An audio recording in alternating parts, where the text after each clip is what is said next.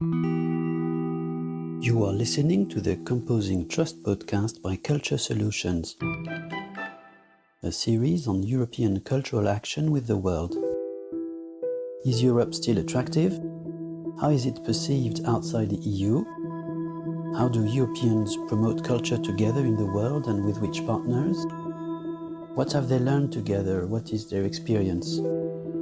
Our Composing Trust podcast series will address these issues. Welcome to you all. My name is Damien Helly, the co-author of this Composing Trust series by Culture Solutions.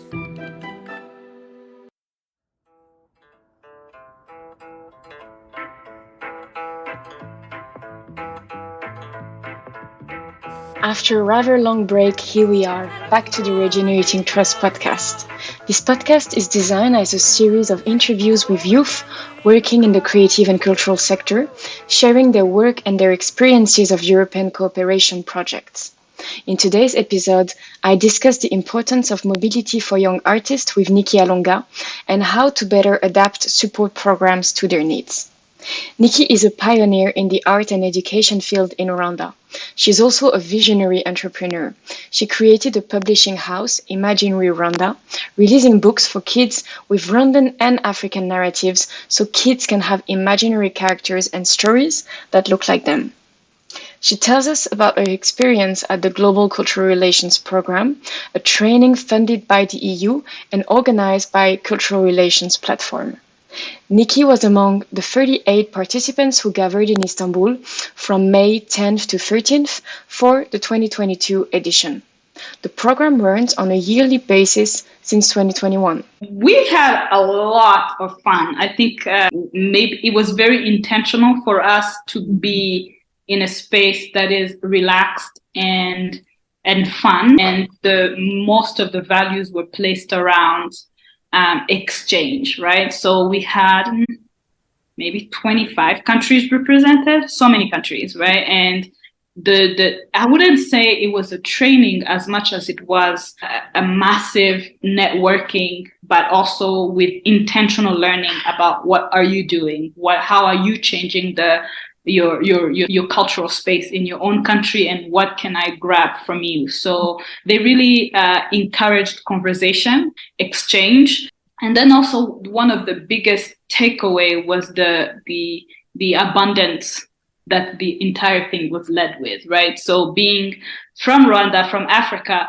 there's a lot of scarcity. There's a lot of like, okay, I have to protect my knowledge because my knowledge hopefully will get me to a place, right? And so moving from that, I guess a little bit of that mentality, I'm fighting against it. But the general stance is, keep what you know, right? Mm-hmm. And so when I reached there, it was very open. It was very open to say, this is what we know, this is what we're doing, and learning that feeling of abundance, of expansion. This program was beneficial to artists in their individual careers, but it also encouraged the practice of justice and equity among artists and the reflection on what justice means. The justice of culture, the justice of exploration. Being from Africa and, several other people were coming from the global south, there's a lot of restriction of access, right? So, a very easy visa issue. You have sports that are completely restricted. You have financial opportunities that are completely restricted. Some authors are more valued than others. Some filmmakers are more valued than others, be it in terms of race, be it in terms of sexual orientation, be it in terms of where are you coming from in general. So the justice of that, and how can the people who are coming from the global north be more observant and more intentional in helping the people who are coming from the global south? If you find yourself in a special chair, with high representation, are you remembering to mention that there are countries that are not having the access that you have? And so there was very intentional conversations between people from the global north and people from the global south to say, okay, if I find myself at the UN, will I remember to talk about, I don't know, Sri Lanka or Rwanda, Uganda, whatever it is. so they can also have a space next time.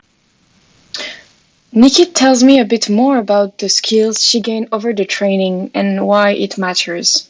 I wouldn't say hard skills. The soft skills are, of course, learning from the mindset that a lot of these people are utilizing. How are you knocking on doors of future sponsors or future collaborators, donors?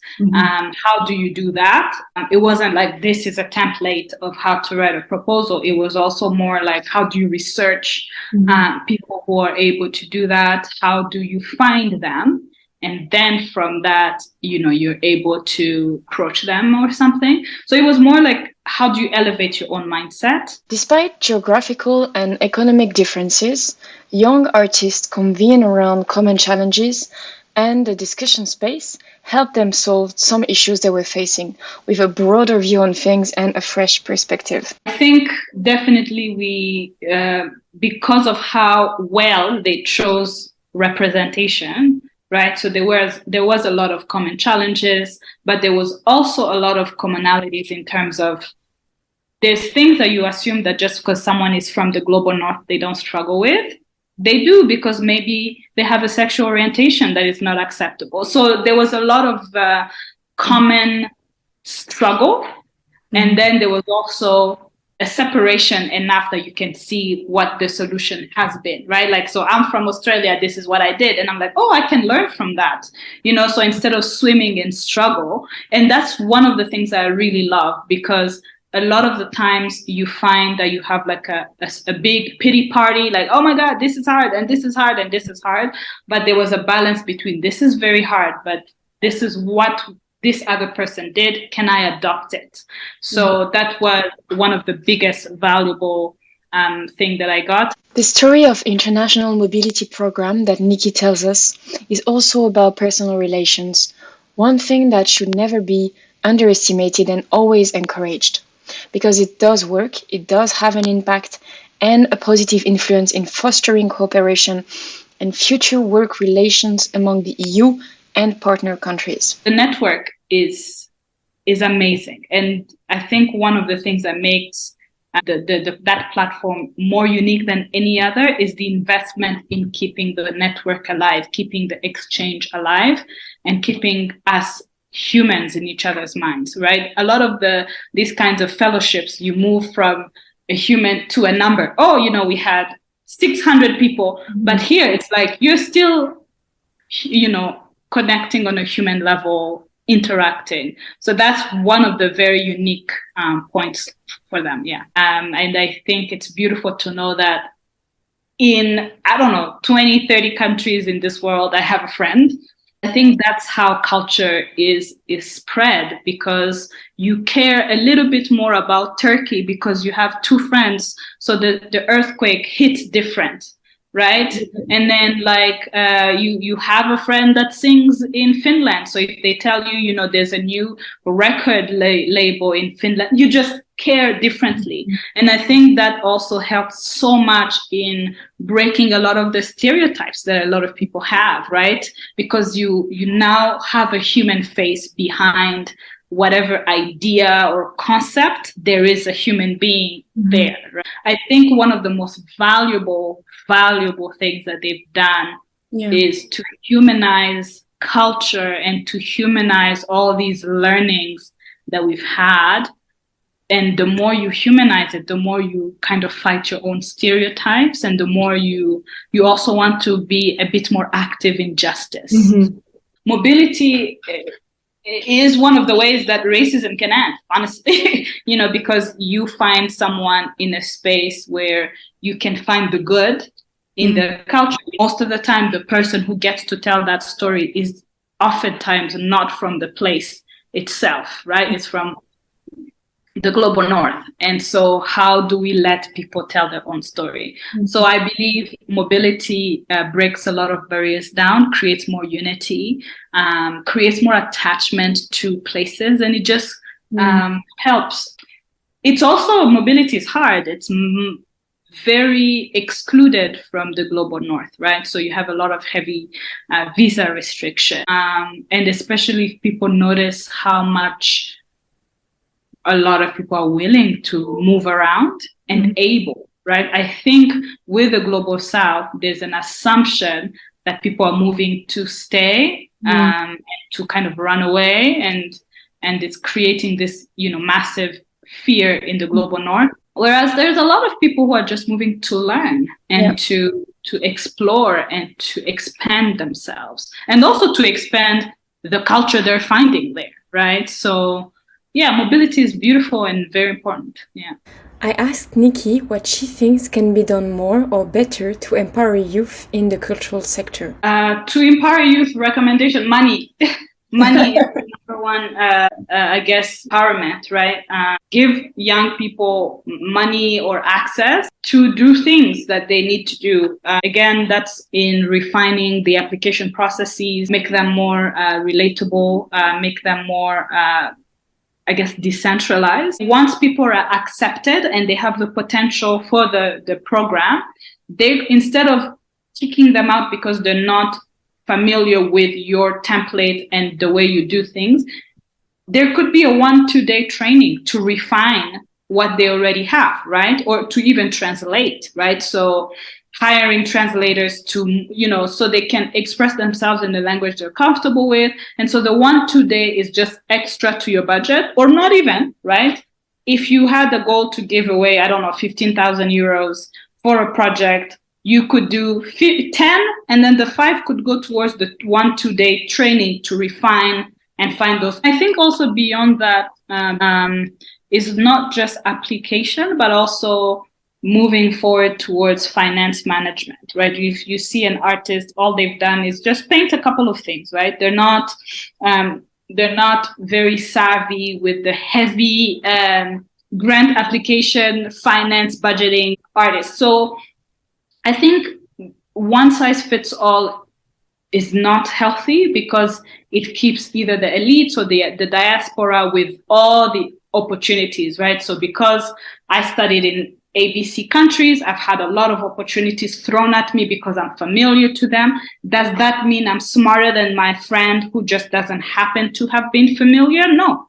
So I would say the recommendation is definitely like being a lot more intentional in engaging the locals in a way that they're comfortable and that they're familiar with, but with the right structures. And building those structures is a matter of decision. If you know someone that knows someone, you're more likely to have opportunities in life. How do we decentralize that? How do we make sure that anyone and everyone can have opportunities?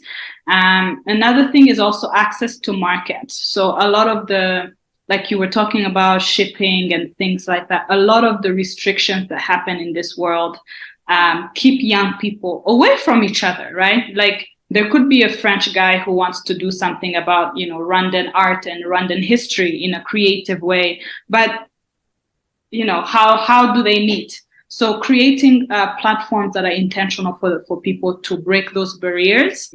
Yeah. And just fund young people. Young people have ideas, and yeah, let them get funded.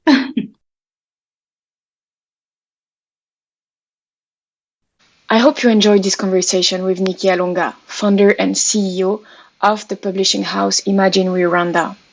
From today's interview, I keep in mind 4 recommendations from Nicky. Training groups benefit from each other's experiences in approaching challenges.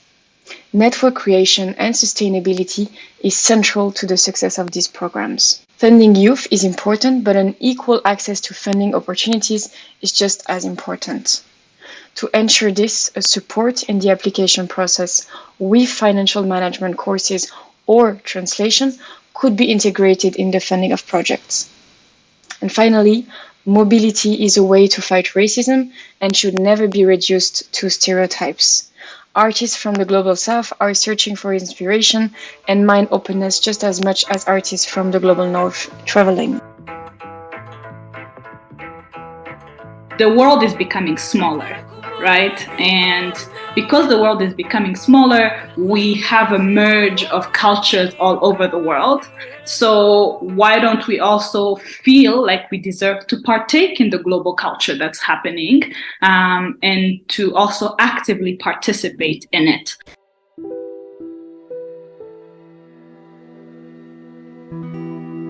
Thank you for listening to today's episode of our Composing Trust podcast by Culture Solutions. If you liked it, you can subscribe and follow us on your favorite podcast platforms and contact us at culturesolutions.eu.